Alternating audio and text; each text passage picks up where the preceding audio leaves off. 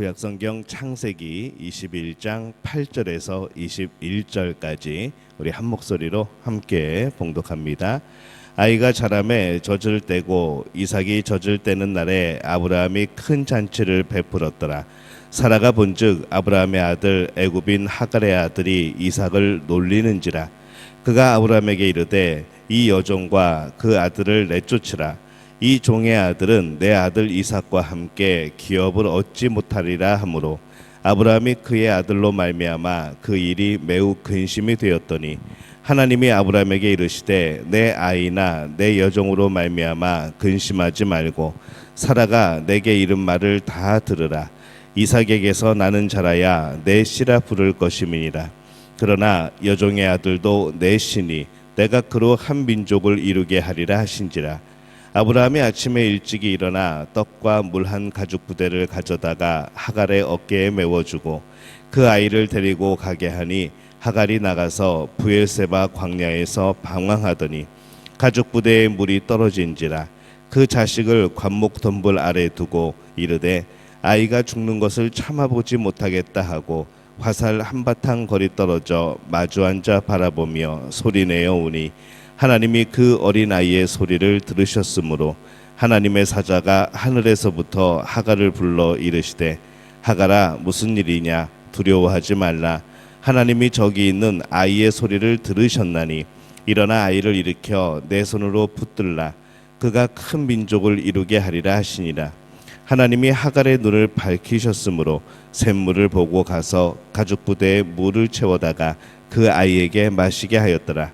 하나님이 그 아이와 함께 계심에 그가 장성하여 광야에서 거주하며 활 쏘는 자가 되었더니 그가 바란 광야에 거주할 때에 그의 어머니가 그를 위하여 애굽 땅에서 아내를 얻어 주었더라. 아멘. 할렐루야. 하나님의 은혜가 오늘 새벽에 하루의 첫 시간을 주 앞에 드리는 우리 믿음의 가족들에게 함께 하시기를 예수님의 이름으로 축원합니다. 오늘 말씀은 이삭과 이스마엘이 이제 분리되어지는 이제 그런 말씀을 담고 있습니다. 아브라함 집에 잔치가 벌어집니다. 8절 말씀에 보면은 아이가 자라매 젖을 떼고 이삭이 젖을 떼는 날에 아브라함이 큰 잔치를 베풀었더라 이렇게 말씀을 합니다. 이 젖을 떼는 날은 중요한 날로 여겨져서 잔치를 벌였습니다. 굉장히 행복한 날이죠. 그러나 그때에 또 중요한 일이 벌어집니다. 말씀의 9절에 보면은 사라가 본즉 아브라함의 아들 애굽 여인 하갈의 아들이 이삭을 놀리는지라. 이삭을 데리고 놀았다라고 번역을 할 수도 있지만은 이게 한편으로는 의미상으로 보면은 이삭의 자리를 차지하다 이렇게 우리가 번역할 수도 있는 것이죠. 이 사라는 아들의 잔치에서 이스마엘을 위협적으로 인식을 한 것 같습니다. 이스마엘은 이미 성인이 되어서 16살 정도가 되었고 이제 자신의 아들은 이제 젖을 막 뗀 그런 상태인 것이죠. 그래서 이스마엘은 법적으로 아브라함의 아들입니다. 이제 큰아들이 되어지는 거죠. 또 이삭의 경우는 이제 젖을 땜으로 말미암아서 또 다른 상황이 또 되어지는 겁니다. 그래서 사라는 중요한 결단을 내립니다. 이 사라는 오랫동안 생각하던 것을 남편에게 말을 하죠. 10절에 보면은 그가 아브라함에게 이르되 이 여종과 그 아들을 내쫓으라. 이 종의 아들은 내 아들 이삭과 함께 기업을 얻지 못하리라 하므로 이렇게 말씀을 합니다. 사실 종의 아들도 법적으로는 자신의 아들입니다. 그러나 사라는 그것을 인정하지 않았던 것이죠. 이 사라의 이 마음의 결심을 안 아브라함은 이제 이 일 때문에 굉장히 근심을 하게 되어집니다. 문제의 발단은 이제 참 인간의 지혜 없는 혈통주의에 있는 것이죠. 근데 답은 그런데 다른 데 있었습니다. 12절에 보면은 하나님이 아브라함에게 이르시되 내 아이나 내 여종으로 말미암아 근심하지 말고 사라가 내게 이른 말을 다 들으라.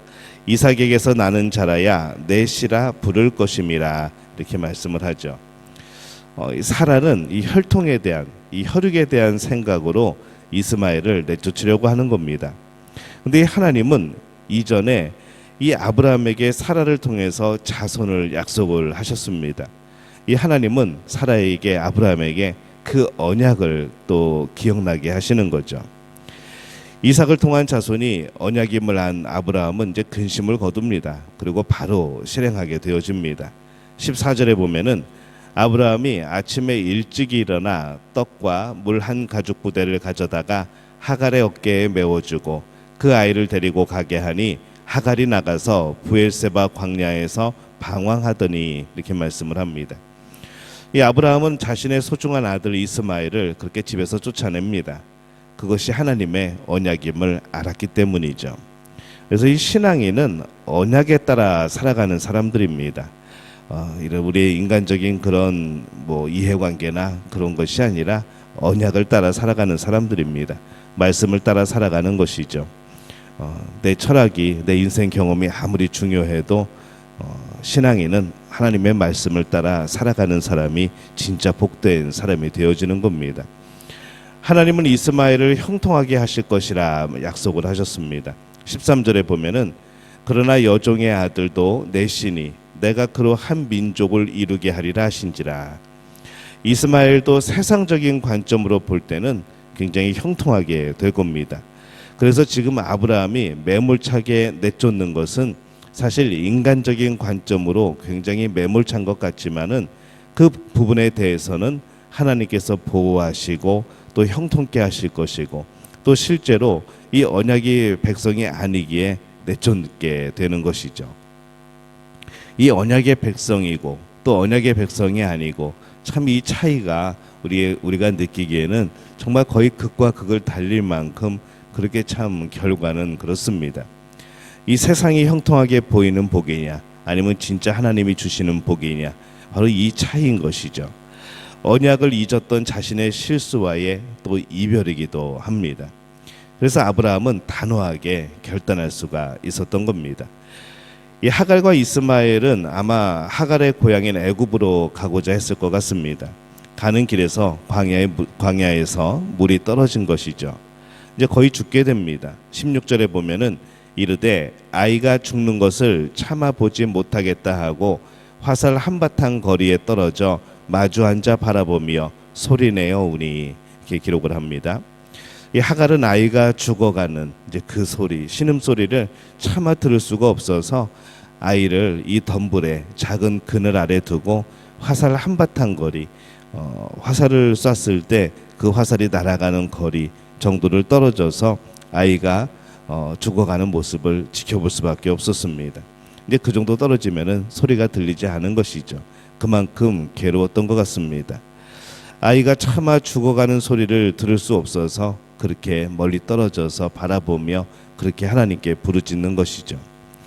17절에 하나님이 찾아오십니다. 하나님이 그 어린아이의 소리를 들으셨으므로 하나님의 사자가 하늘에서부터 하갈을 불러 이르시되 하갈아 무슨 일이냐, 두려워하지 말라, 하나님이 저기 있는 아이의 소리를 들으셨나니, 이렇게 말씀을 합니다.